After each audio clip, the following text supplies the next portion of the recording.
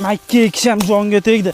Makka eksang qurt bosib ketsa, kamben chaqirsang 5 sotik deb kelmasa, o'zi Makkaga qurt tushganda uni davolagan yaxshimi yoki o'rib tashlagan yaxshimi? Ko'pincha dehqon akalarimiz makka jo'xori yetishtirayotganda yoki uni suvsiz qoldirishadi yoki bo'lmasa ko'sa qurtiga yedirib yuborishadi.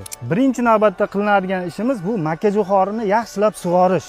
Ikkinchi navbatda bajariladigan eng muhim tadbirlardan biri bu makka jo'xorini qurtlardan tozalab olish.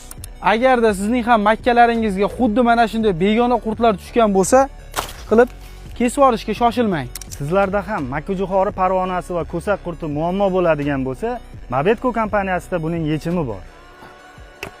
Piyozchi akalarimiz ichida mashhur bo'lgan Gunfos 65% preparatini endi sizlar makka jo'xorida ham foydalanishlaringiz mumkin. Aka, o'zi 10 sotikkina yerim bo'lsa 1 litrda nima qilaman men? To'g'ri aytasiz, Jamshidbek aka. Bunday bo'ladigan bo'lsa, Mabetco kompaniyasi tomonidan keltirilgan maxsus 100 gramlik qulay idishlardagi Gunfos 100 gramli preparatdan foydalaning va 10 sotik yeringizga to'liq yetadigan miqdor bo'la oladi.